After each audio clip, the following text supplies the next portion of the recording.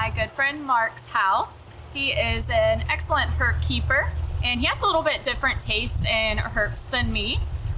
Some of his favorite animals are his little Chelonian friends, and so I definitely wanted to cover how to properly keep these guys. So unfortunately, with red ear sliders in particular, they're a very, very popular first reptile, but y'all, they require a lot more care and a lot more space than what they are often given.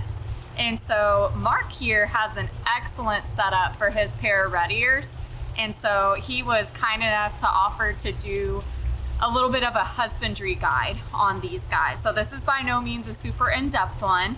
You know, we don't recommend just watching this and going out and getting a red ear. We always recommend doing an ample amount of research from various sources. But without further ado, Mark, thank you for allowing us to film this out here. So what can you tell us about these two kiddos?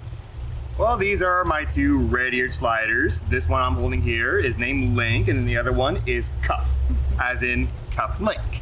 These guys were actually surrendered to me by a friend of mine who was no longer able to house them. So I already had a pond by this time, so I was able to take them in and give them a nice, good forever home. I have made modifications since then, but that is what we're gonna go over a little bit later in this video. So as Audrey had pointed out, these guys are unfortunately one of the most popular animals in the pet trade, and they are also unfortunately one of the cheaper ones. I do put a lot of emphasis in the word unfortunately, particularly with those two words in particular, because cheap and popular often translates to easy to care for, but that is very much not the case, because as you can see, these turtles do get big and they are very, very flighty, and this one will even bite you if she has the chance. So this is definitely not a pet for a child per se. So Mark, how long have you had these two? These two in particular, I want to say I've had for at least 10 years, but I have been keeping Chelonians for the better of 16 years. And I have been using the exact same methods day in and day out. When I first got my first Chelonian was actually in the, I want to say high school. No, not high school. It was in junior high, but even then I did have some help with that. And I wasn't really keeping him in a pond back then because we didn't really have the knowledge to take care of them, because we were what you were fed by the pet stores back then. Yep. That you keep them in an aquarium, about 10 gallons of water per every inch of turtle shell, namely the carapace, which is the top layer of the shell. And well, to be honest with you, these are definitely not a good beginner pet. As a matter of fact, I probably wouldn't even consider them a pet, to be honest, because as I said, they are very bitey and they are also very flighty too. These guys actually don't like to be handled, so I don't really handle them all that often if I can help it. And they do require a lot of outdoor space. Yeah. And in fact, the best way to ethically keep these guys is in an outdoor pond, which is what I have them in here. The pond itself is about 400 plus gallons of water, and I do have some hibiscus growing out over there. And that's just for them to have like an occasional snack every now and again. Hibiscus is an edible plant. They can eat the greens and they can eat the flowers too. So what I do is I take a little bit of hibiscus leaf or flower and then I offer it to them, and then they just take it down like crazy. That is another thing about these guys, is that they are absolute garbage disposals. They are omnivorous by nature, so they do like a little bit of everything. When they're younger, they are more protein craving. They want to eat a lot of fish, they want to eat a lot of earthworms, they want to eat a lot of dubia roaches, they want to eat a lot of crickets, the 9 yards. And when they get older, you want to start weaning them more towards greens, like say lettuce leaves, like not iceberg lettuce for sure. Iceberg lettuce is just nothing but moisture, has no nutritional content, and kind of like a kid getting addicted to candy, they will get addicted to the iceberg lettuce and they won't touch any of the good stuff. These guys are just like puppy dogs. Once they recognize that you are their source of food, they will swim right up to you and they will start begging. Now notice the way that we are holding them. We are making sure that the plastron, the bottom shell, is supported. And while the plastron itself is very sturdy, that is also where their rib cage is. So we do want to make sure that is nice and supportive so that you feel a little bit more comfy. And even then, they're not always the most comfortable with that. So These are more of an aquarium fish type pet more than anything else. They're really just more a look at type animal. Just keenly observe them in their natural environment and refrain from handling them unless they absolutely have to. Now their shells do look a little bit worse for wear. Don't be alarmed. That's just their age showing. A little bit of algae growth on them. So what I do is I have a toothbrush on hand that's soft bristles. Soft bristles are always better than the hard bristles, and that way you don't actually harm them when you're getting all the algae off. And you notice that some of their shell is even coming off. Do not be alarmed by that either. That is just them shedding their shells. It's just like when reptiles are shedding their skin. When these guys are getting bigger and bigger, their shells are going to start coming off as well. There's just to start, their scutes, more accurately speaking, are going to start shedding off. And that's because they are growing and they are healthy. So I can't really attest to how old these guys are when I first got them, but they are definitely showing their age. So naturally their shells are going to show a little bit of wear and tear. No signs of shell rot, as you can see. Well, shell rot is one of the most common issues with turtles, and when that happens, you do want to take it to your local veterinarian immediately. Preferably one that does specialize in chelonians. And one other thing you want to keep in mind is that these are big fasters too. Like red-eared sliders, even though they are semi-aquatic, they do come up on land to completely dry off and to get their UVB rays. And so you do want to make sure they are able to completely dry off when they need to. Otherwise, their shells are just going to rot. They are going to get very soft, and they're just tend to get sick and die because they're not even getting the proper warmth when they're due to the inability to bask in the sun. And so that's what I tried to provide for my turtles right over here. So this is the pond where I keep both Cub and Lincoln. Again, this is like a 400 plus gallon pond, sorry. And this, you can see that's the waterfall filter that I use, and that's good for the biological filtration. And for the mechanical filtration, I have the skimmer right here. The skimmer is an aquascape. Ideally, you want the skimmer to be kind of on the external side because you are going to kind of sandwich it between the liner. Unfortunately, I didn't really have that luxury at the time because I was not really all that good at planning it out. I am not going to point lie. Mechanical filter will serve to get all the leaves and debris out of the water. As such, none of the leaves will sink to the bottom and enrich it with any kind of bacteria or mold or things like that. And once that goes, it goes to the biological filtration where all the bacteria is born, all the beneficial bacteria, and it goes right back into the water, all clean and pristine. Now, as I mentioned, these guys are omnivorous. They'll eat pretty much whatever you give them, but as such, they'll also defecate a lot. They are poop in, they'll eat in, they'll sleep in the same water that they live in. So the emphasis on clean water quality cannot be stressed enough. You do have to have an effective filter. So if you were keeping one indoors in, like, say, an aquarium with like 20 gallons of water, you do want something that's more rated for 40 gallons of water, just so the filter can keep up with their waste. And touching on the subject of keeping them in aquariums, I personally don't believe in doing that because you are sacrificing a lot by keeping them in an aquarium, which is unfortunately a lot of people do keep them in nowadays. It can be done successfully, but you do have to have a UVB source for them. You have to have UVB lighting that's kind of more or less rated for that of a bearded dragon because these guys are big baskers, so they'll utilize a lot of basking time, and when it's time for them to stop basking, they'll go right back into the water.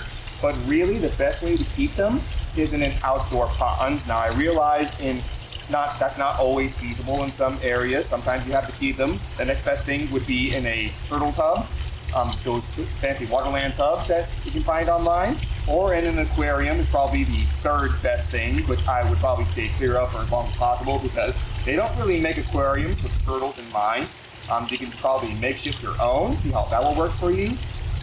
So some of you may be wondering how I'm able to keep them outside year-round, and that's because red-eared sliders, they are native to Texas, so they are quite adaptable to the seasonal changes. So if it does get really, really cold in the wintertime, they are able to brumate and go straight to the bottom where it's a little bit warmer during the winter time. Also, how do I naturalize my turtles so that they're able to take such things? There's really not that much to it in my experience. In my experience, I've only ever had to introduce them during the summertime, let them get acclimated, and then it just clicks from there. They pretty much already know what to do from there. It's already hot wired into their system, the seasonal changes, and once they had a taste of the outdoor setup, they just pretty much know what to do from there. And I have been keeping turtles like that since late 2000s. And I have been doing that exact same methods, turtle after turtle. And that is what's always been working for me. Now, that's not to say that that's an exact science. It's probably not going to work for everybody. You do want to do a little bit of research on that to see what works for you. I am just simply saying what works for me in the long run. And if you're not living in like an area like Texas, say you're living in Minnesota or something where it gets like really, really cold, you probably do want to start winterizing your turtles during the summertime. Make sure they're introduced during the summertime so that you get acclimated to the changes. Let them go to the bottom. But if you haven't had time to properly do that, you are probably going to want to invest in an indoor temporary setup. So what I have planned for this pond in the future is that I do intend to have it planted. Unfortunately, turtles don't always allow for aquatic plants to thrive because they are very herbivorous when they're adults.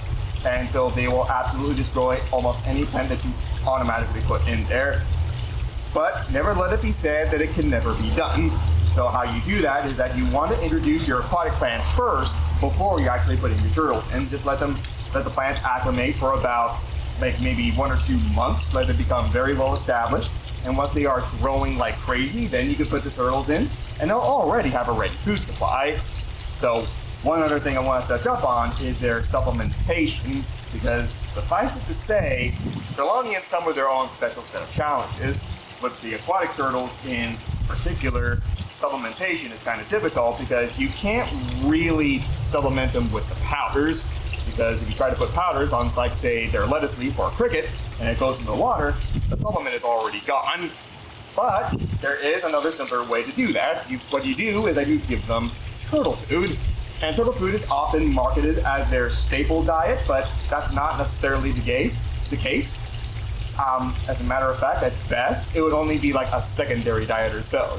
Basically, the rule of thumb, you want to give them turtle food about 2 to 3 times a week, and then about 3 to 4 times a week, you want to give them like the collard greens, vegetable greens.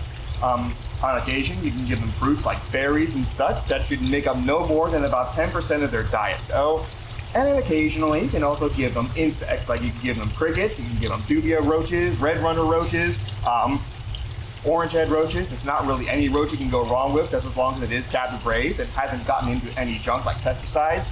You can also give them red wrigglers, and you can also give them hornworms. These guys go nuts for hornworms. That is among their favorite snacks. And so along the land area, I've got these hibiscus here, and these hibiscus grow year round. And what I often do is I take a little bit of leaf right over here, and I'll sometimes just throw it right into the water next to them, and then they'll just eat it all up like crazy. Link is more the vegetable craver than Cup is. Cup is more the protein craver. Who are probably thinking, well, turtles don't have teeth, so how are they eating it? Well, not so fast, because although they don't have teeth, they have really sharp beaks. So that's how they're able to take little slices of leaves at a time. And so that's also how they're able to inflict a rather nasty bite.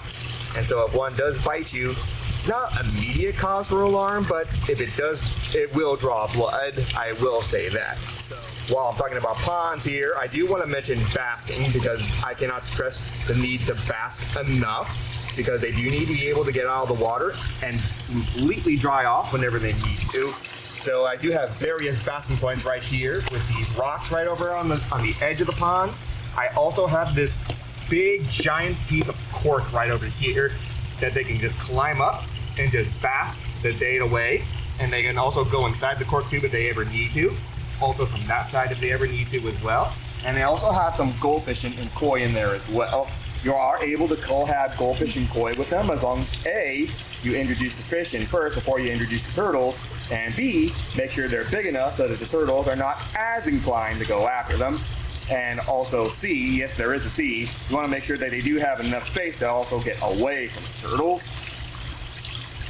So that is pretty much turtle care in a nutshell, at least from my experience anyway. Not everyone's experience is going to be the same. This is just my personal experience when taking care of these guys, all the husbandry requirements that I have been able to fulfill these past 14 years of keeping red-eared spiders. Oh, one other thing I do want to go over is how to sexed, how to properly sex them. That's always a fun part in the reptile community. So the females are generally bigger than the males, but that's not always an exact science. How you really want to tell is by looking at their claws and their tails. Females tend to have shorter claws and a shorter tail in relationship to their body size than the males do. These two are females. I know that because of their claws and their tail size, and also because Link in particular here has laid some infertile eggs for me. Now, I do not intend on breeding these. There's already too much of these guys in the hobby as it is, and even as we speak, no, they're not always given the right home, and more of them are being sold every day. So if you are dead set in having a red-eared slider of your very own, what I would try to do first is go to an animal shelter, which are probably loaded with a lot of red-eared sliders that no one has been able to take care of for the past years of trying to take care of their animals. All these red-eared sliders that are looking for a good home but couldn't with their previous owner, you can probably try to give a good home for them.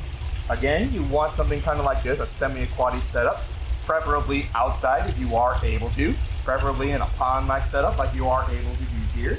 And once you've completed all that, you've got yourself a certified turtle setup.